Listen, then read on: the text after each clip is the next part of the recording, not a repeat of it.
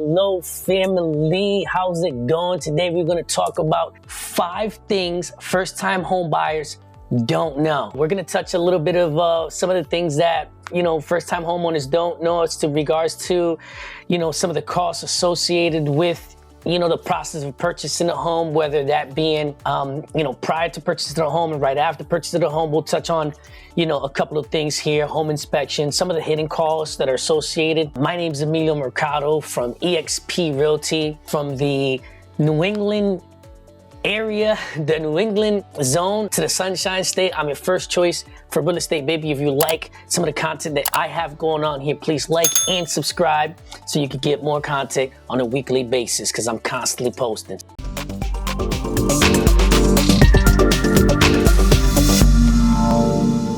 So we know that we have our traditional loan, right? You go through the process, you get pre-approved, and the banks are going to loan you 96.5%. The banks will loan you. You get to put 3.5% down, or in some instances, depending on your credit score, depending on the bank, you could put as little as 3% down.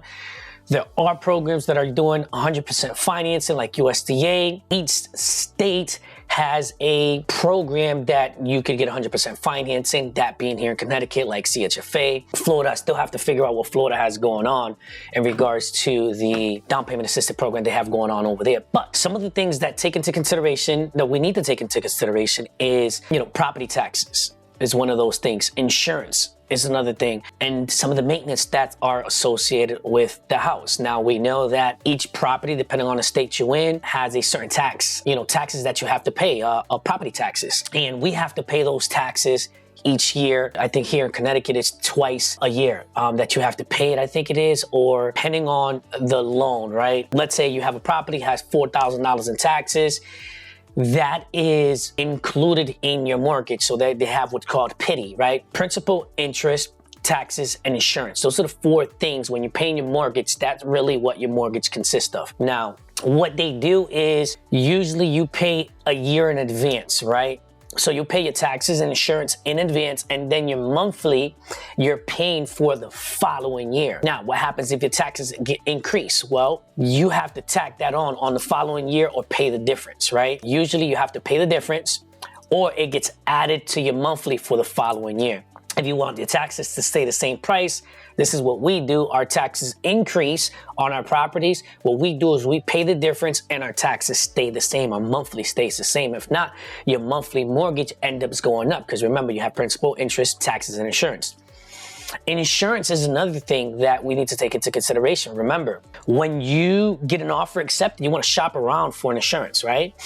You want to go to where you have your vehicle insured at, right? Whether that's Progressive, Geico, Allstate, does not matter. You can ask your agent to give you a quote with the property, and you give them the property details. They'll ask you, based on the condition report, you could give them that information if you have a condition report. If you don't have a condition report, then that's something that you want to work with your agent to see the age of the property. We could look at public information to see what they have done, what information there is.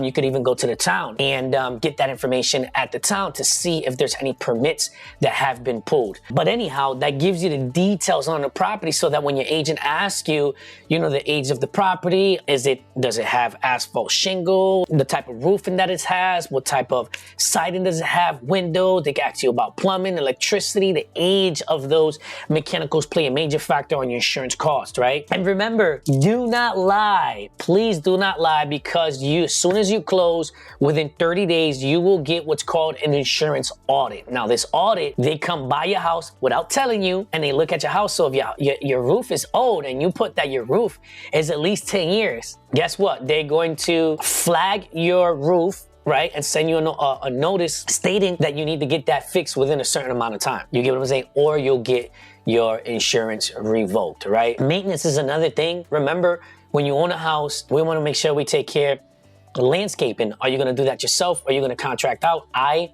actually contract out. I have a multifamily, so I actually hire a contractor to come in the winter, do the snow, and in the summer they cut the grass, right?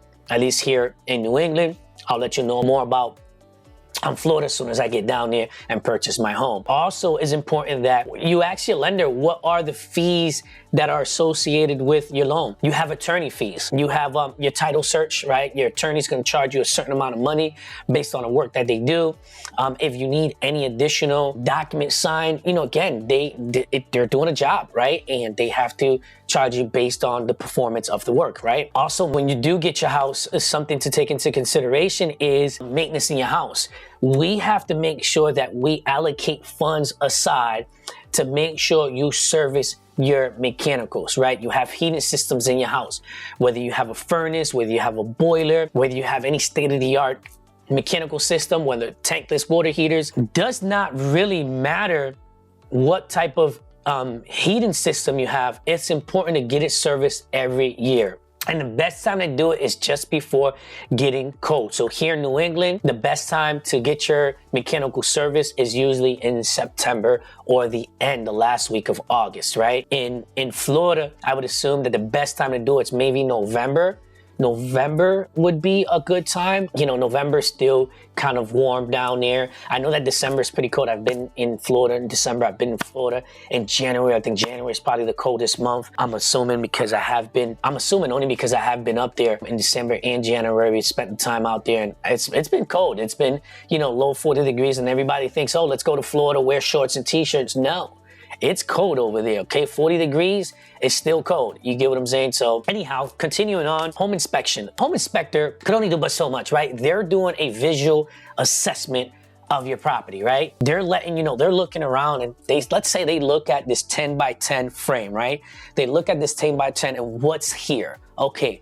We have a thermostat. Does the thermostat work? We have light switch, turn on and off the light switch. Everywhere there is something in the walls or something in the floors, they go and check those things. They turn on your faucet, they turn it on, run it, you know, they check the condition, see if there's any leaks and stuff like that. But remember, that's only a home inspection. They do not go and fix anything in your house.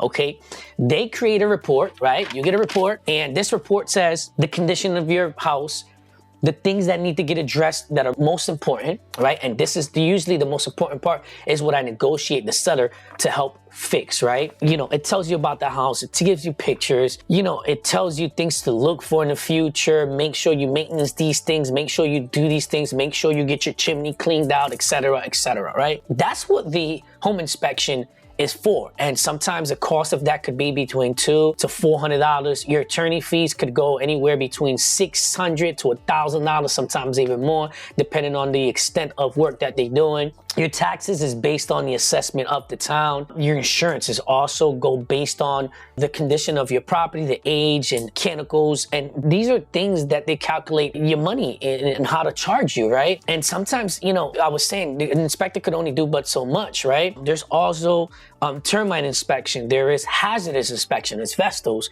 lead. Some of these hazardous inspections do cost a lot more money than expected. There's radon, right? So usually the inspections that I always recommend is home inspection, termite, and radon. Radon is important because these are gases that come from the soil and could cause cancer, right? I always make sure that I recommend to do it, especially if your house has a basement, right, and you're gonna be down there more often than not. This is a good time to really do a radon inspection. That could cost, I think, something like $100 to $150. Your termite inspection could cost a couple of dollars. Some inspectors included in your inspection, some don't. That's a separate fee because they do have to subcontract somebody. It all varies on the company that you get. And also, let's take into consideration any hidden costs and fees, right? That's why it's important to look at your closing costs, find out your closing report or disclosure will tell you all the fees that you're getting charged within your loan. And we need to make sure that we know what are all these fees. And if we could waive some of these fees, why not? These are the 5 things first-time homeowners don't know. If you have any more questions, please feel free to call me 860-938-0549. Let's get you guys some homes. Let's get you guys some answers to the questions that you do have.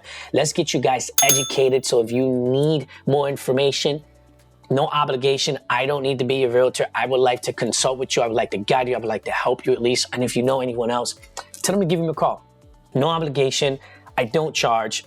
This is what I love doing. This is my job. You get what I'm saying? And I really, I don't consider this a job. I really enjoy what I do, and I love to help people out. So feel free to call me. Peace out. See you on the next one, guys.